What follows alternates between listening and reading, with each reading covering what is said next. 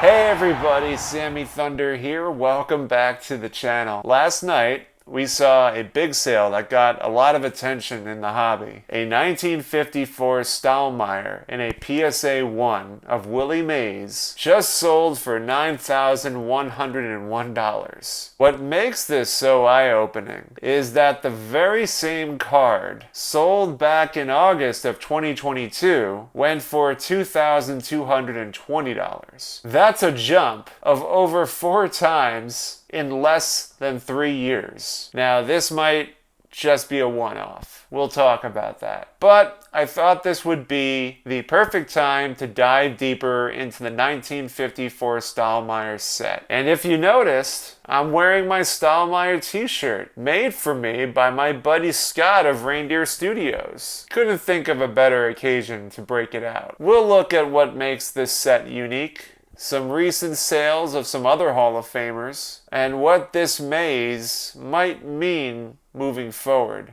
Let's dive in. So the Stahl-Meyer cards started getting issued in 1953. There are 3 various years: the 53, the 54, and the 55. Some players overlap in the years, some don't. The maze is only in the 54. It was a New York hot dog regional set. A lot of the times these cards were found damaged because they were inserted inside the hot dog packaging and they were sold frozen.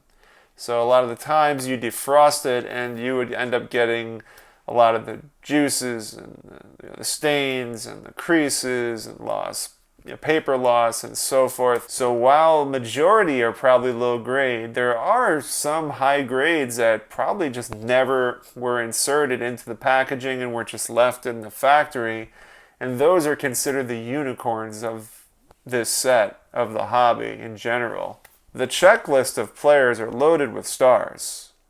So we're going to focus on 54 in particular for tonight, but you can also look at the 53 and the 55s as well. Alongside Willie Mays, you've got Mickey Mantle, Gil Hodges, Duke Snider, Monte Irvin, and many others. For Yankees, Giants, and Dodgers fans of the 1950s, this is like a dream lineup. But because they were distributed regionally and tied to food packaging, they're a little bit tougher to find compared to other cards of that same time frame. Pop reports are generally pretty low across the board for all the players, and that could just draw up a lot of interest and desirability amongst collectors. So let's get back to that Mays sale. A PSA 1 sells for about $2,200, a little more than $2,200 back in August of 2022. Fast forward to now, that exact card changes hands at $9,100. Why the jump? It could be as simple as 2 bidders going all in back and forth. That happens a lot in the hobby, especially with regionals this tough.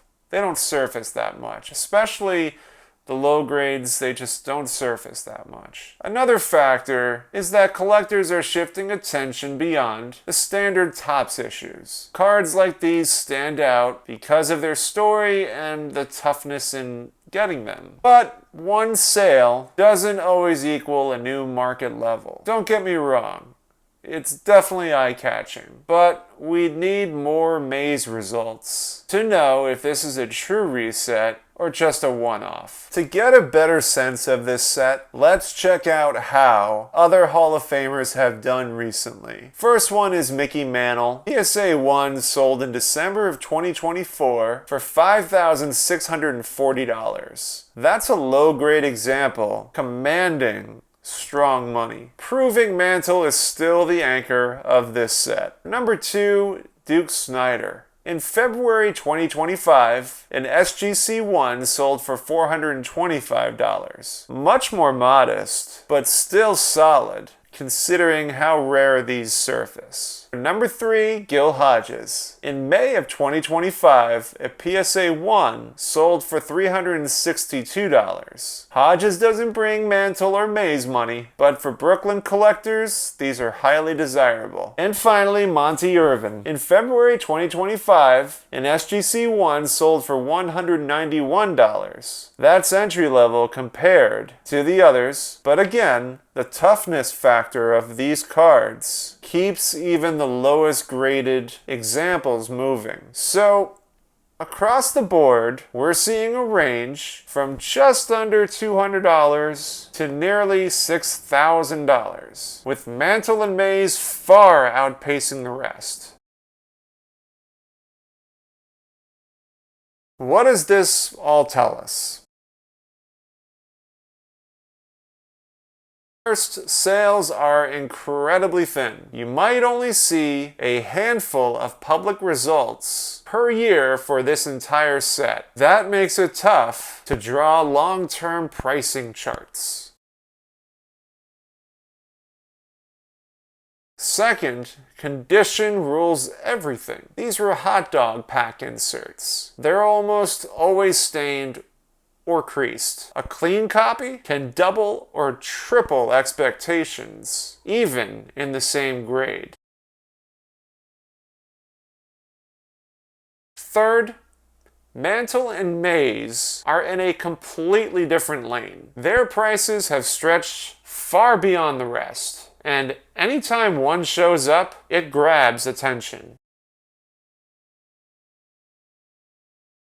Finally, this is true toughness. We're talking about a quirky regional food issue from over 70 years ago. The kind of toughness that keeps collectors fascinated. So that's the story of the Stahl-Meyer set and the huge Willie Mays sale. For me, it's fascinating to see a PSA 1 jump from just over $2,000 to more than $9,000 in just a couple of years. That shows both the volatility and the passion in this part of the hobby. But I want to hear from you. Do you think this Mays result is just a one-off moonshot, or is it the start of a new market level for the Stahl-Meyer cards? Let me know in the comments. Thank you so much for watching. If you enjoyed this deep dive into the 1954 Stahl-Meyer set, give the video a like so more collectors can join in the conversation. I'll see you guys tomorrow for Cardboard and Cold Ones at 8 p.m. Eastern Standard Time, and then I'll see you guys again on Friday for the next video. Catch you guys soon. Take care, everybody.